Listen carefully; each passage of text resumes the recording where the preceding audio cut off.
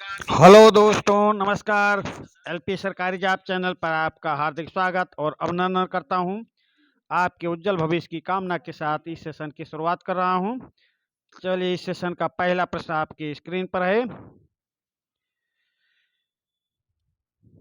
निम्न में से कौन सा परिवहन साधन भारत में प्रमुख साधन है? निम्नलिखित में से कौन सा परिवहन साधन भारत में प्रमुख साधन है?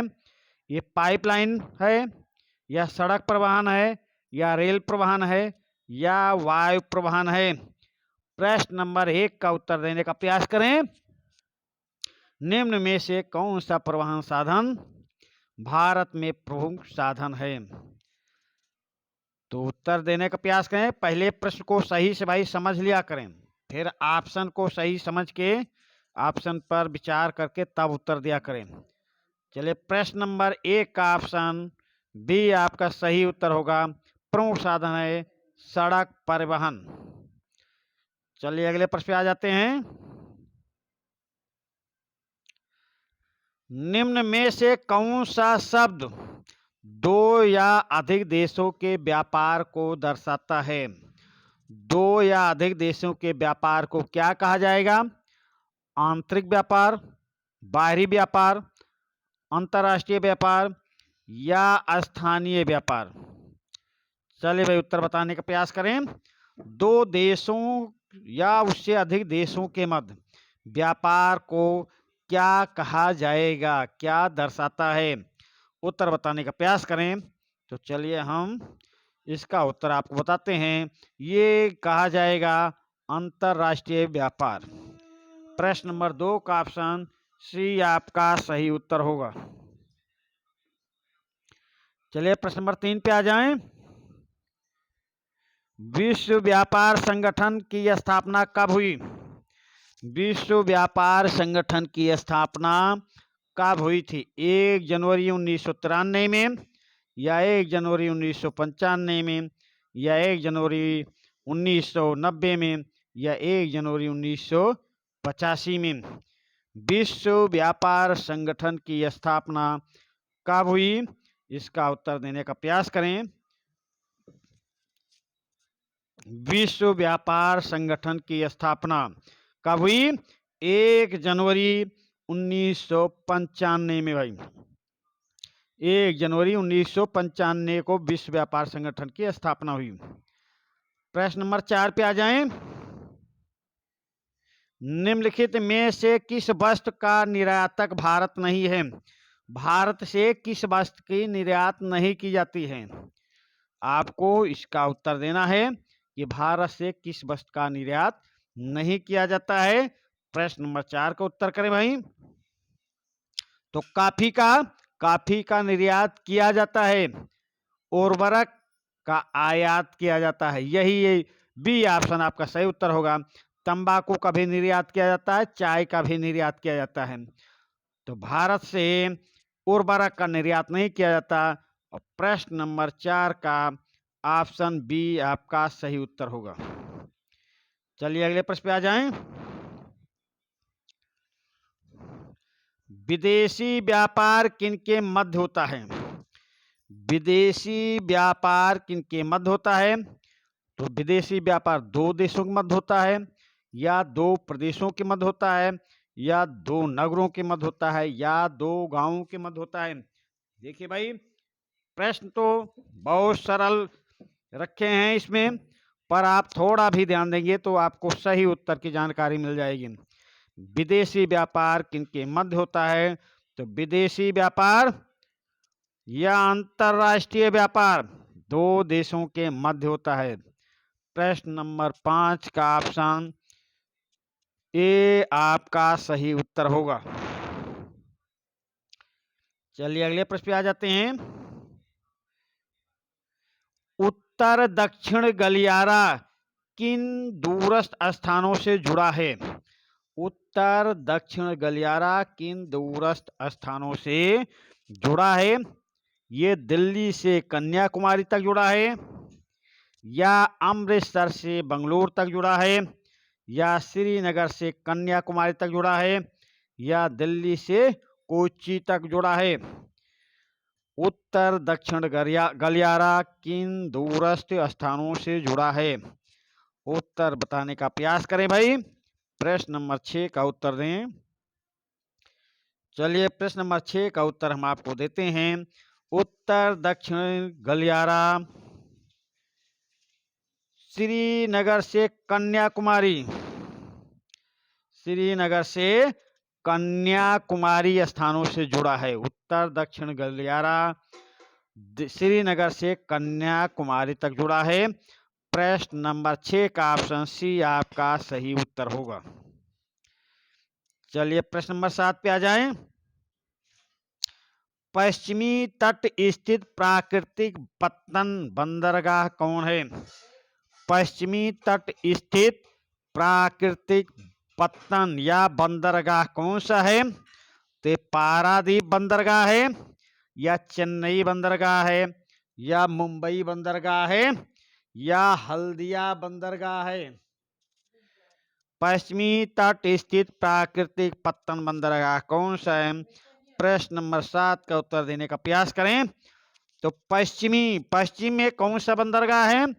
तो पश्चिम में महाराष्ट्र स्थित है, और महाराष्ट्र के मुंबई शहर में बंदरगाह है। तो पश्चिमी तट स्थित प्राकृतिक पत्तन या बंदरगाह कौन है?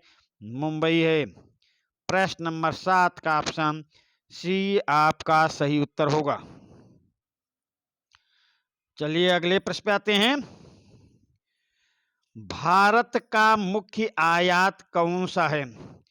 भारत का मुख्य आयात कौन सा है? तो एक कागज का आयात करता है, या औषधियों के आयात करता है, या खाद्यान्न का आयात करता है, या पेट्रोलियम का आयात करता है? भारत मुख्य रूप से किसका आयात करता है? प्रश्न नंबर 8 का उत्तर देने का प्रयास करें। और सेशन पसंद आ रहा हो तो लाइक करें, और इस चैनल को अपने दोस्तों के बीच शेयर करके अधिक से अधिक लोकप्रिय बनाएं, ताकि हम आपके लिए अच्छे से अच्छे प्रश्नों का संग्रह लेकर आपके सामने आएं। आपकी सफलता के हम सुनिश्चित करें। चलिए अगले प्रश्न पे। भारत का मुख्य आयात कौन सा है?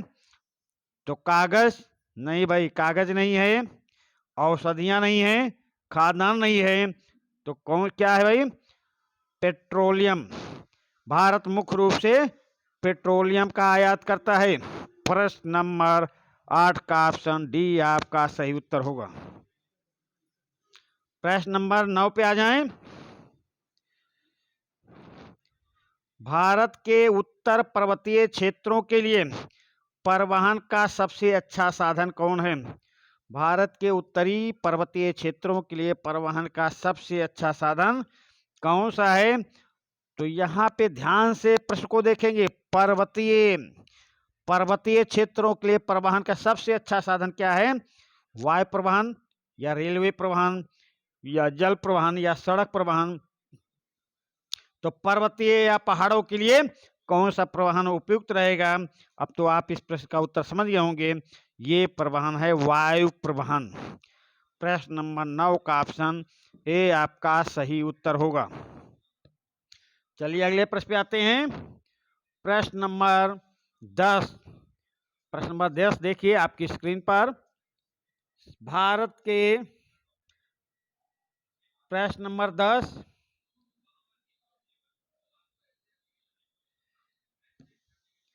दक्षिण मध्य रेलवे का प्रधान कार्यालय कौन सा है? दक्षिण मध्य रेलवे का प्रधान कार्यालय कौन सा है? ये हैदराबाद है, या सिकंदराबाद, या चेन्नई, या कन्याकुमारी? दक्षिण मध्य रेलवे का प्रधान कार्यालय हैदराबाद, सिकंदराबाद, चेन्नई, या कन्याकुमारी? चलिए हम प्रश्न नंबर 10 का उत्तर आपको बताते हैं। दक्षिण मध्य रेलवे का प्रधान कार्यालय भाई सिकंदराबाद है। ऑप्शन बी आपका सही उत्तर होगा। सिकंदराबाद ऑप्शन में नहीं रहेगा, तब आप चेन्नई पे सही का निशान लगा सकते हैं। चलिए अगले प्रश्न पे आ जाएं। वायु परिवहन का राष्ट्रीयकरण कब किया गया? वायु परिवहन का राष्ट्रीयकरण किया गया, कब किया गया? 1853 में या 1863 में या 1953 में या 1963 में? वायु परिवहन का राष्ट्रीयकरण कब किया गया? प्रश्न नंबर 11 का उत्तर देने का प्रयास करें। तो वायु परिवहन का राष्ट्रीयकरण भाई किया गया 1953 में। प्रश्न नंबर 11 का ऑप्शन सी आपका सही उत्तर होगा। प्रश्न नंबर 12 पे आ जाएं। सेवा क्षेत्र निम्नलिखित में से किस क्षेत्र में सम्मिलित किया जा सकता है? सेवा क्षेत्र यानी जो सरकारी नौकरी का क्षेत्र होता है। सेवा क्षेत्र समझ गए ना? सेवा क्षेत्र निम्नलिखित में से किस क्षेत्र में शामिल किया जाता है? तो ये प्राथमिक क्षेत्र में या द्वितीय क्षेत्र में या तृतीय क्षेत्र में या इनमें से कोई नहीं? प्रश्न नंबर 12 का उत्तर देने का प्रयास करें। तो सेवा क्षेत्र को निम्नलिखित में से किस क्षेत्र में सम्मिलित किया जाता है? तो प्राथमिक क्षेत्र में तो भाई कृषि आ गई तुम्हारी, द्वितीय में व्यवसाय या व्यापार आ गया। अब आपसे पूछा जा रहा सेवा क्षेत्र, तो सेवा क्षेत्र भाई तृतीय क्षेत्र में आता है। प्रश्न नंबर 12 का ऑप्शन सी आपका सही उत्तर होगा। प्रश्न नंबर 13 पे आ जाएं। दो राज्यों के बीच वस्तुओं का आदान प्रदान, दो राज्यों के बीच वस्तुओं का आदान प्रदान क्या कहलाएगा भाई? राष्ट्रीय व्यापार, अंतर्राष्ट्रीय व्यापार, आंतरिक व्यापार या वस्तु व्यापार? दो देशों के मध्य तो वस्तुओं का आदान प्रदान अंतर्राष्ट्रीय व्यापार कहलाता है, पर दो राज्यों के बीच वस्तुओं का आदान प्रदान राष्ट्रीय व्यापार कहलाएगा। प्रश्न नंबर 13 का ऑप्शन सी आपका सही उत्तर होगा। चलिए अगले प्रश्न पे आ जाते हैं। प्रश्न नंबर 14। प्रश्न नंबर 14 देख लें। निम्नलिखित में से परिवहन का कौन सा साधन अति दुर्गम स्थानों के लिए अत्यंत आवश्यक है? इससे मिलता जुलता प्रश्न इसके पहले आपके सामने आ चुका है। निम्नलिखित में से परिवहन का कौन सा साधन अति दुर्गम स्थानों के लिए उपयुक्त है, या परिवहन का कौन सा साधन पर्वतीय क्षेत्रों के लिए उपयुक्त है? अब आप समझ गए होंगे। चलिए उत्तर बताने का प्रयास करें। जल परिवहन या रेल परिवहन या वायु परिवहन या स्थल परिवहन? तो दुर्गम स्थानों के लिए या पर्वतों के लिए, ऐसे स्थानों के लिए, दुर्गम स्थानों या पहाड़ी क्षेत्रों के लिए वायु परिवहन ज्यादा उपयुक्त रहेगा। प्रश्न नंबर 14 का ऑप्शन बी आपका सही उत्तर होगा। प्रश्न नंबर 15 पे आ जाएं।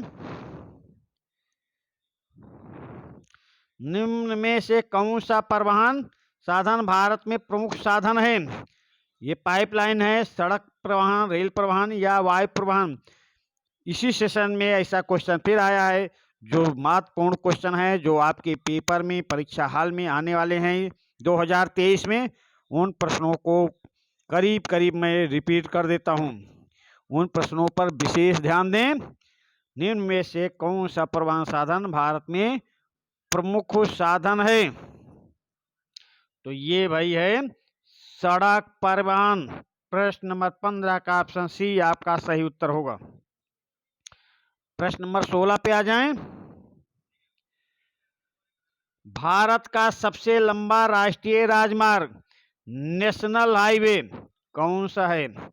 भारत का सबसे लंबा राष्ट्रीय राजमार्ग नेशनल हाईवे NH कौन सा है? प्रश्न नंबर 16 का उत्तर करने का प्रयास करें। तो नेशनल हाईवे 44 या नेशनल हाईवे 8 या नेशनल हाईवे 11 या नेशनल हाईवे 88? तो उत्तर बताने का प्रयास करें भाई। प्रश्न को ध्यानपूर्वक पढ़ेंगे, फिर ऑप्शन को ध्यानपूर्वक देखेंगे, उसके बाद उत्तर करेंगे। आपके कितने प्रश्न सही हो रहे हैं कमेंट के माध्यम से आपको बताना है, और अगर यदि किसी प्रश्न का उत्तर जानना चाहते हो तो कमेंट करके पूछ सकते हैं, हम उसका उत्तर देने का प्रयास करेंगे। भारत का सबसे लंबा राष्ट्रीय राजमार्ग कौन सा है? तो ये राष्ट्रीय मार्ग है ऑप्शन ए NH 44। चलिए अगले प्रश्न पे आ जाएं। बड़ी लाइन की चौड़ाई क्या है?